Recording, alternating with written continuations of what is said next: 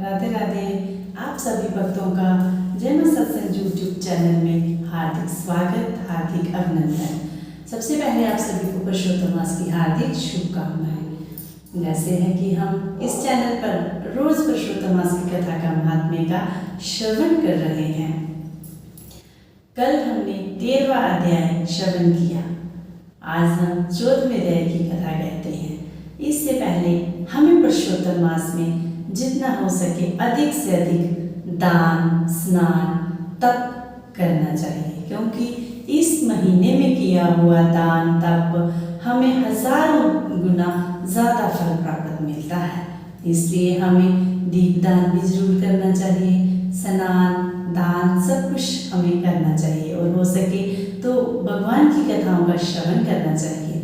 जैसे भागवत गीता पढ़नी चाहिए, शिव पुराण पढ़नी चाहिए और हमें अपने गुरु जी से जो नाम दीक्षा ली है, मंत्र लिया हुआ है, उसका जाप करना चाहिए।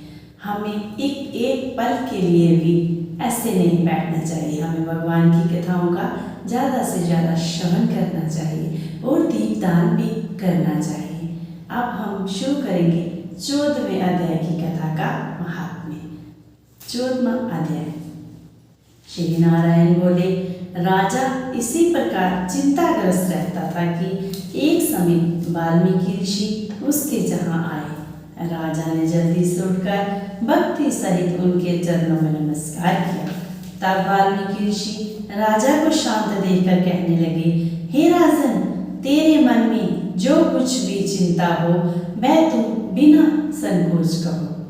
क्या बात है? दृढ़धनवा ने कहा, महाराज, आपके चरणों की कृपा से सब सुख हैं, परंतु हे ब्राह्मण, एक बड़ा भारी संदेह मेरे मन में है। सो उस वन के तोते के मुख से लगे हुए शूल को आप दूर करिए। वाल्मीकि ऋषि राजा के ये वचन सुनकर बोले, हे राजन, पूर्व जन्म में तुम द्रविड़ देश में ब्राह्मण के घर में त्राम पत्थर के किनारे उत्पन्न हुए थे।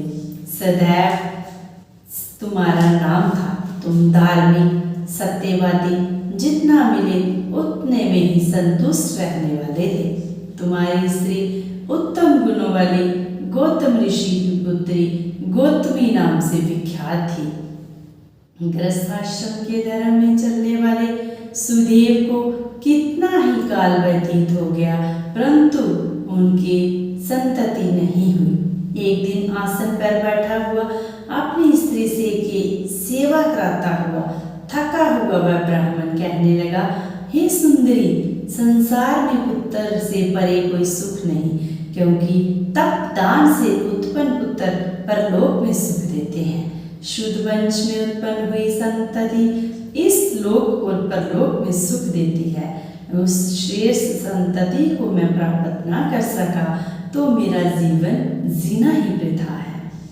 मैंने उसे वेद अध्ययन नहीं कराया, ना उसका विवाह ही किया, अतः मेरा जन्म वृथा है। इसलिए मेरी मृत्यु शीघ्र ही हो जाए तो अच्छा है। मुझको आजू प्रिय नहीं। इस प्रकार अपने पति के वचनों को सुनकर उस सुंदरी के मन में अत्यंत दुख हुआ और बोली, हे प्राणेश्वर, ऐसे दुष्भाग्य मत कहो। तुम्हारे जैसे वैष्णव शूरवीर कभी निराश नहीं होते। हे विप्र, आप सत्य धर्म में तत्पर रहे। आपने तो स्वर्ग जीता है।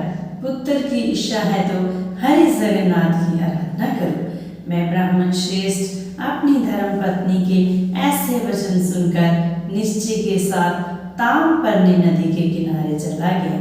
वहां जाकर पुण्य तीर्थ में स्नान कर महाव्यंकर तप करने लगा।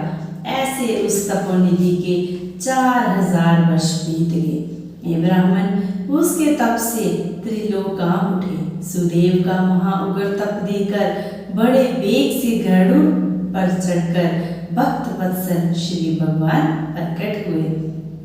श्री नारायण बोले, हे नारद जी, नवीन मेघ के समान चतुर्भुज जगत के पालन करने में समर्थ उन मुरारी के आनंदित मुख को देखकर बड़े हर्ष के साथ सुदेव ब्राह्मण ने मुकुंद को साष्टांग नमस्कार किया। बोलो विष्णु भगवान की जय। और प्रभु भक्ति में मस्त रहें। ओम नमो नारायण।